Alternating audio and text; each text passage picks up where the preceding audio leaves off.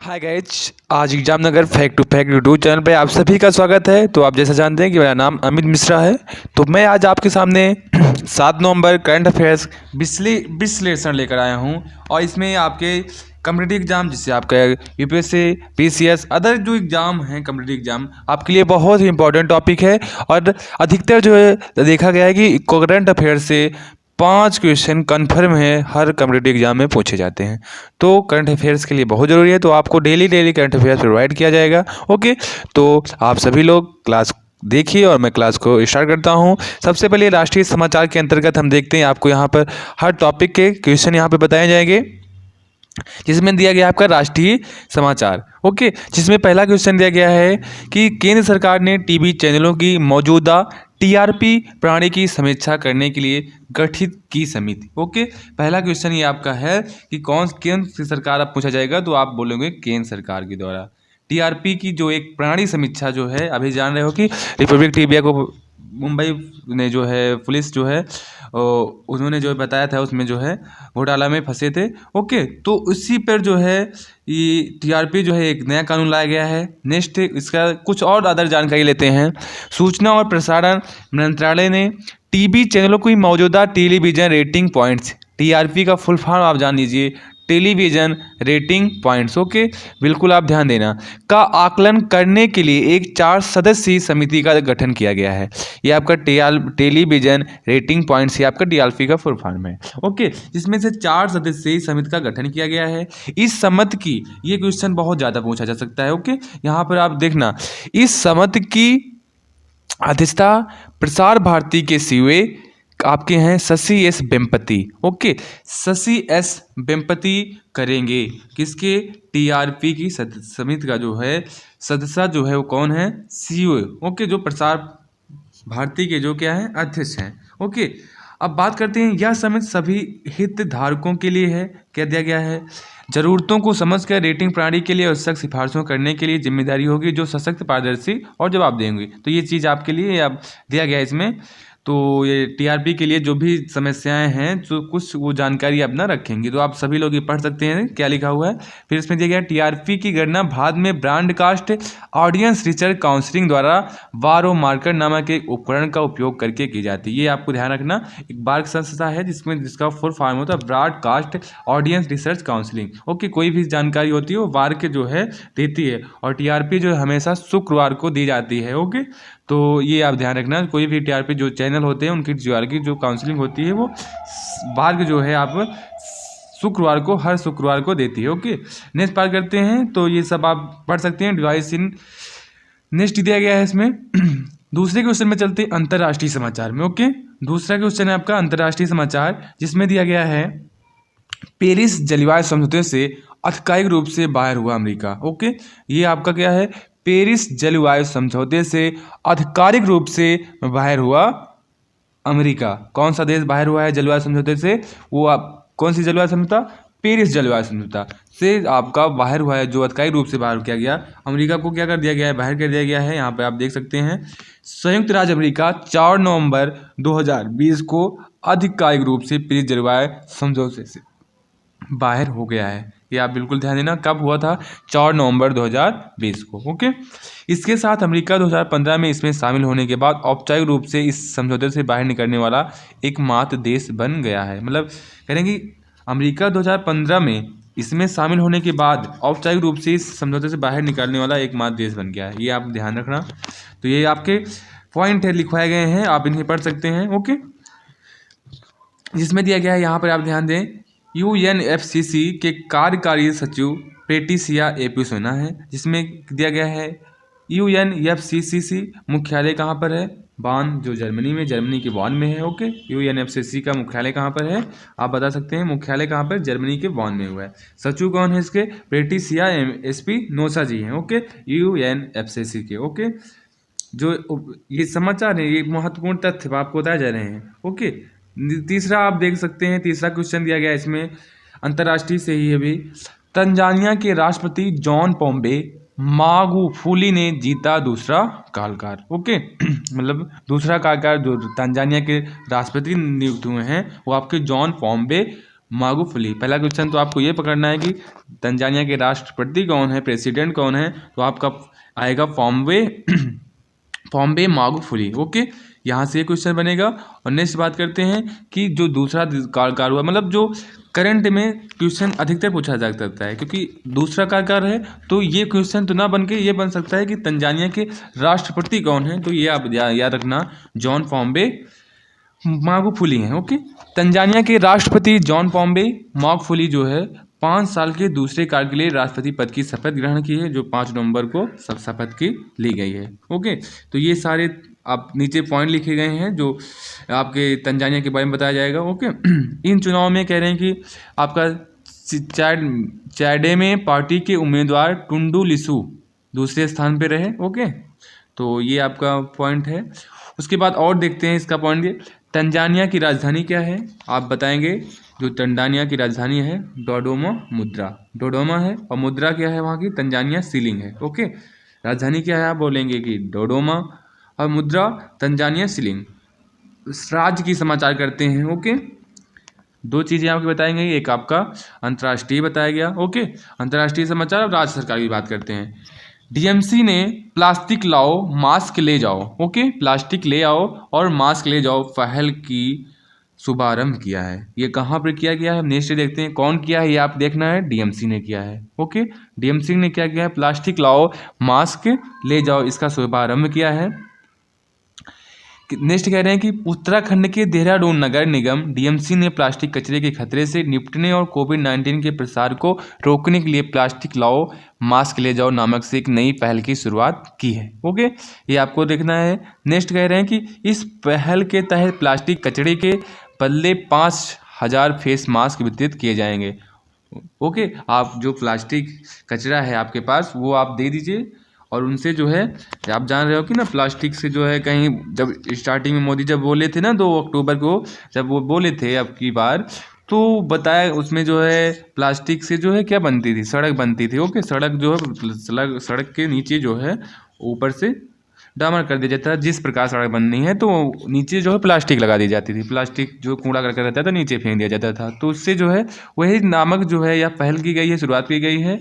कचरे के बाद 5000 फेस मास्क वितरित किए जाएंगे। आप उनको कचरा दीजिए और वो आपको 5000 फेस मास्क वितरित किए जाएंगे। ओके, देहरादून के नगर आयुक्त विनय शंकर पांडे अपने घर से प्लास्टिक कचरा लाकर और फेस मास्क प्राप्त कर लिया। ओके, ये सारी चीज़ें अन्य आप पढ़ सकते हैं, ऐसे आप स्क्रीनशॉट ले लें। ओके, नेक्स्ट बात करते हैं उपरोक्त समाचार में फिर महत्वपूर्ण प्रश्न आ रहा है आपका, उत्तराखंड के राज्यपाल कौन है, बेबी रानी मौर्य। ओके, बेबी रानी आपके मौर्य उत्तराखंड के राज्यपाल हैं। उत्तराखंड की राजधानी क्या है, देहरादून है। कौन सा क्या है, देहरादून है। ओके, जो शीतकालीन में होता है और ग्रीष्म में हो जाता है गैरसैंण। ओके, ध्यान रखना, शीतकालीन और ग्रीष्म। उत्तराखंड के मुख्यमंत्री कौन है, आपको देखेंगे, त्रिवेंद्र सिंह रावत। ओके, त्रिवेंद्र सिंह रावत हैं आपके उत्तराखंड के मुख्यमंत्री। अब बात करते हैं रक्षा समाचार। ओके, नेक्स्ट क्या बात किए थे, राज्य समाचार, और अब बात करते हैं रक्षा समाचार। भारत पहुंचा 3 राफेल लड़ाकू विमान का दूसरा बैच। ओके, कह रहे हैं कि भारत में जो है, अभी जान रहे हो कि राफेल 5 राफेल आए थे ना, तो अब 3 राफेल लड़ाकू विमानों का दूसरा बैच आपका पहुंच चुका है। इसी प्रकार ऐसे मार्च तक राफेल तो काफ़ी आएंगे, अब की बार ये 3 आए हैं, और अब की बार कम से कम बताया गया था, उसमें जो है बताए गए थे, वो अगली वीडियो में बताए थे आपको, तो कम से कम 7 या कुछ ऐसे राफेल का जो है डीलिंग हो चुकी है। ओके, तो ये आप याद रखना कि जो आपकी दूसरा बैच में कितने राफेल आए हैं, तो 3 राफेल आपके आए हैं। ओके, 3 राफेल विमान दूसरा बैच भारत पहुंचा गया, जिसके साथ भारतीय वायुसेना में राफेल विमानों की कुल संख्या 8 हो गई है। 5 पहले आए थे, 3 अब हो गए, टोटल 8 हो गए। ओके, मतलब 3 राफेल जेट का दूसरा बैच फ्रांस से उड़ान भरने के बाद नॉन स्टॉप 4 नवंबर 2020 को गुजरात के जामनगर में उतरा है। ओके, कहाँ पर उतरा, जामनगर में उतरा है वो, गुजरात के। अब ये जामनगर का द्वारका के पास है। ओके, तो इससे पहले 5 राफेल जेट का पहला बड़ा 28 जुलाई को भारत आया था, और ये याद रखना है कब आया था, 28 जुलाई को, और ये कब आया था, 4 नवंबर को आया था। बिल्कुल, ये आप जिन्हें सितंबर 28 लोग भारत आया और जिन्हें 10 सितंबर को हरियाणा के अंबाला एयरबेस में आधिकारिक तौर पर भारतीय वायुसेना में शामिल किया गया था। ओके, अभी जल्दी में 10 सितंबर को। नेक्स्ट बात करते हैं बैंकिंग समाचार में, वो आप स्क्रीनशॉट ले सकते हैं जिसको और पढ़ना है। ओके, आगे चलते हैं बैंकिंग समाचार।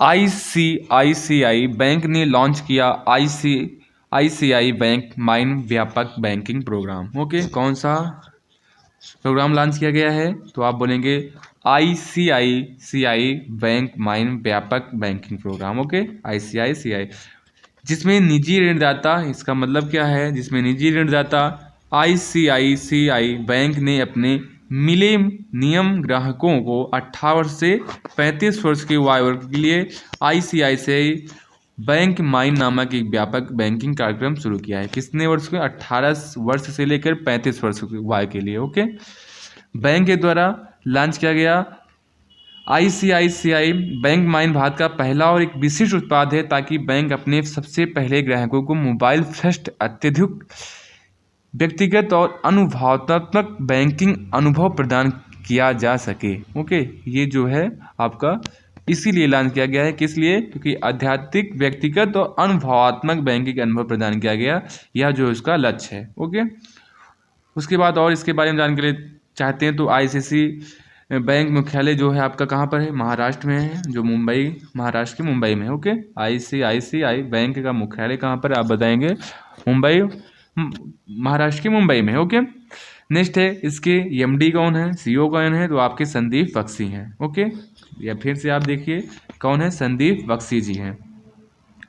अब इसका जो बैंक टैगलाइन है, टैगलाइन क्या है? हम हैं ना ख्याल आपका।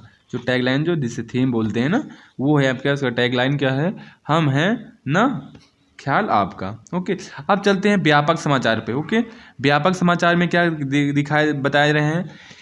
व्हाट्सएप पेमेंट सर्विस को NPCI से UPI करने की मिली मंजूरी। व्हाट्सएप जो पेमेंट सर्विस हो, आप व्हाट्सएप में भी आप क्या कर सकते हैं? अभी भी तक पेमेंट कर सकते थे, इसमें और भी मंजूरी, UPI की भी मंजूरी मिल चुकी है।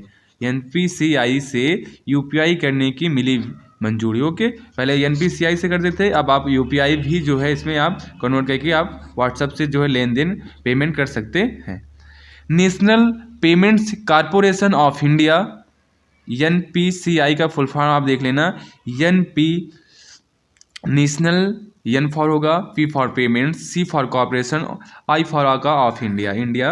ओके, ने आखिरकार फेसबुक के स्वामित्व वाले मैसेजिंग प्लेटफॉर्म व्हाट्सएप को देश में अपनी पेमेंट सेवाओं को श्रेणीबद्ध तरीके से लॉन्च करने की मंजूरी दे दी है। ओके, तो अब आप UPI की सहायता से जो है इसमें आप पेमेंट कर सकते हैं। ओके, ये आपकी व्हाट्सएप की जानकारी थी। ये कौन आप इसके बताएंगे कि ये जो आपका फेसबुक का ही एक पार्ट है। ओके, मैसेज प्लेटफॉर्म है। ओके, नेक्स्ट बात करते हैं, आप इसका स्क्रीनशॉट ले सकते हैं और जानकारी पढ़ने के लिए। ओके, तो नेक्स्ट आगे चलते हैं। इसके लिए कुछ और इसके जो महत्वपूर्ण भाग हैं, तथ्य हैं, उनके बारे में देखते हैं। कह रहे हैं कि national payments corporation of India के MD जो हैं आपके कौन है? दिलीप जो है असबे जी हैं। Okay, national payment corporation of India के MD या CEO जो हैं आपके दिलीप असबे जी हैं। National payments corporation of India का मुख्यालय कहाँ पर है? आपका मुंबई में है। आप यहाँ पे ध्यान देना, मुंबई। ओके, मुख्यालय कहाँ पर है? मुंबई में है। National payments corporation of India की स्थापना कब हुई थी? 2008 में हुई थी। ओके, अब आगे बात करते हैं नियुक्तियाँ के बारे में। ओके, नियुक्तियाँ के बारे में बात करते हैं। इसमें आपका क्वेश्चन नंबर 8 है, दिलीप रथ को IDF के बोर्ड में किया गया शामिल। किसमें किया गया है? दिलीप रथ को, दिलीप है, ओके सॉरी, दिलीप रथ को IDF के बोर्ड में किया गया शामिल। इसमें जो है राष्ट्रीय डेयरी विकास बोर्ड से बोलते हैं, नेशनल डेयरी डेवलपमेंट बोर्ड के अध्यक्ष दिलीप रथ को सर्वसम्मत रूप से पैसिफिक डेयरी निकाय, इंटरनेशनल डेयरी फेडरेशन के बोर्ड में चुना गया है। ओके, आप फुल फॉर्म इसका देखेंगे तो जो IDF का क्या होगा, जिससे दिया गया वैश्विक डेयरी निकाय, इंटरनेशनल डेयरी फेडरेशन, या हम बोल सकते हैं इंटरनेशनल डेयरी फेडरेशन, ये आपका फुल फॉर्म है, बोर्ड में चुना गया है। पहले भी थे यार, राष्ट्रीय डेयरी विकास बोर्ड में थे, अब जो है सर्वसम्मत रूप से जो है बेसिक डेयरी जो है इंटरनेशनल जिसे बोलते हैं, उसमें जो है इनको चुना गया है। ओके, किसको चुना गया है? दिलीप रथ को IDF बोर्ड में। ओके, नेक्स्ट बात करते हैं, यह भारतीय राष्ट्रीय समिति के सदस्य सचिव, डेयरी नीति और अर्थशास्त्र पर अस्थायी समिति के सदस्य के रूप में आईडीएफ के साथ पिछले 10 वर्षों से जुड़े हुए हैं। ये बात समझ रहे हो कि किसको जिसको जो है नॉलेज लेगी उसके बारे में मालूम होगा, उसी को जो 10 साल से इनको जो है उसके बारे में मालूम, अर्थशास्त्र के बारे में जान रहे हैं, तो इनके जो यह पद इनको मिला गया है। ओके, नेक्स्ट बात करते हैं, ये आप स्क्रीनशॉट लेकर आप इसको पढ़ सकते हैं रत्न। ओके, तो चलिए आगे देखते हैं, कुछ अन्य तथ्य इसमें देख लेते हैं। अन्य तथ्य में क्या दिया गया है कि इंटरनेशनल डेयरी फेडरेशन की स्थापना कब हुई थी, आप बताएंगे 1903 में हुई थी। याद रखना कब हुई थी, 1903 में जो है हुई थी। इंटरनेशनल डेयरी फेडरेशन के अध्यक्ष कौन थे? अध्यक्ष कौन है आपके? पियर क्रिस्टोयानो ब्रेजर हैं। कौन है? पियर क्रिस्टोयानो ब्रेजर जी हैं इसके आपके अध्यक्ष, याद रखना। ओके, फिर से आप देखिए, पियर क्रिस्टोयानो ब्रेजर क्या है? इंटरनेशनल डेयरी फेडरेशन के, जिसको IDF बोलते हैं, उसके जो है आपके ये अध्यक्ष हैं।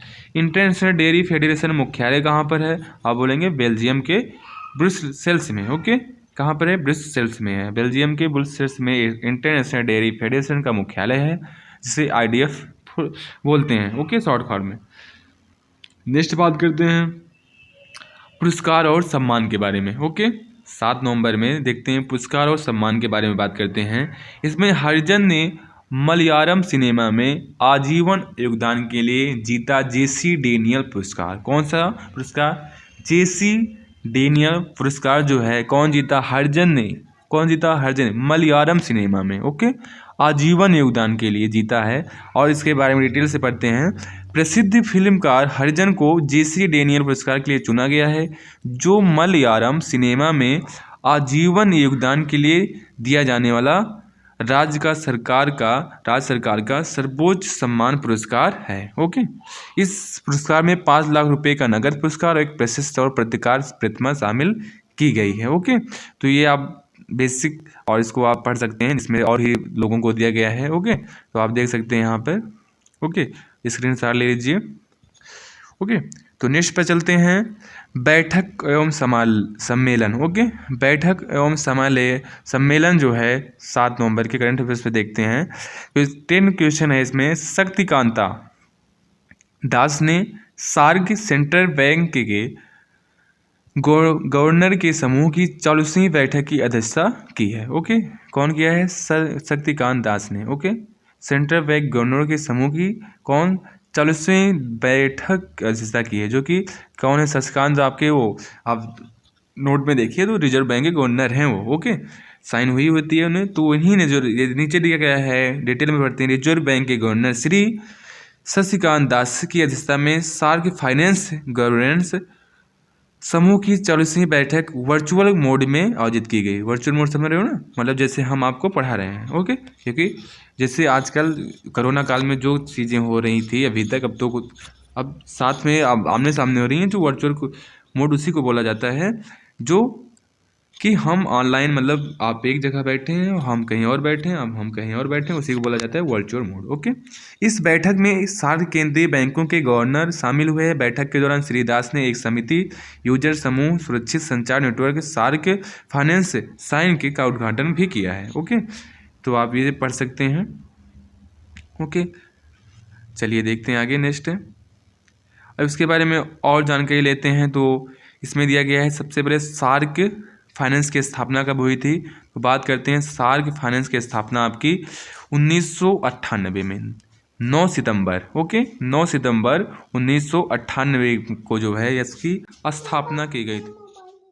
तो नेक्स्ट पे चलते हैं। तो ये आप भारतीय रिजर्व बैंक सार्क फाइनेंस का वर्तमान अध्यक्ष हैं। ओके, जिसमें कह रहे हैं सार्क फाइनेंस में शामिल केंद्रीय बैंक कौन कौन सी है? बांग्ला बैंक, बांग्लादेश की बैंक है, central bank of Sri Lanka, the Afghanistan bank, Maldives मौद्रिक प्राधिकरण, नेपल राष्ट्र बैंक, भारतीय रिजर्व बैंक भी है आपकी, भूटान का मौद्रिक प्राधिकरण है, state bank of Pakistan. Okay, ये आपकी इतनी बैंक जो है आपके केंद्रीय बैंक शामिल हैं किसमें?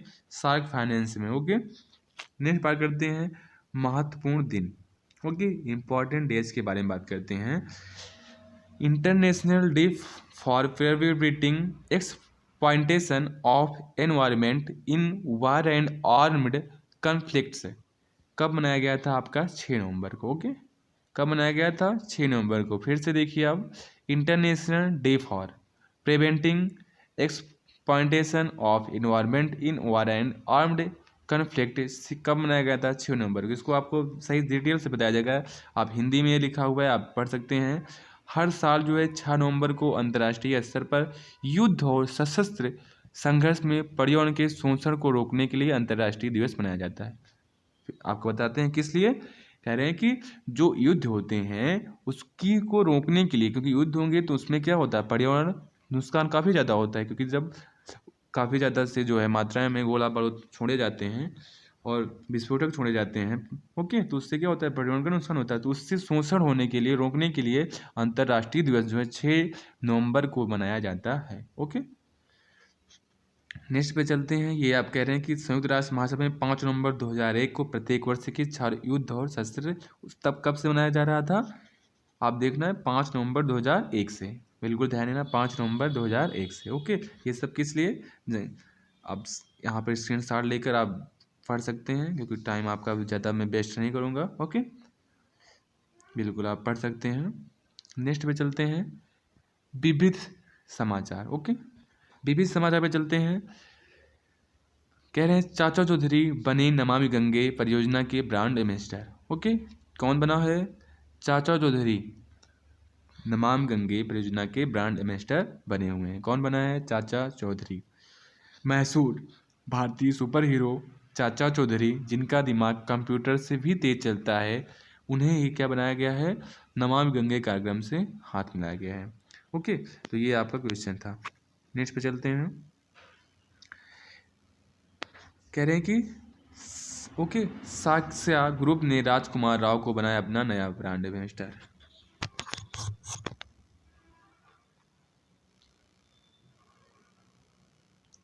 तो यह सेक्शन आप सभी को पसंद आया है तो आप सभी से निवेदन है कि आप सभी लोग लाइक, शेयर और सब्सक्राइब करें। ओके।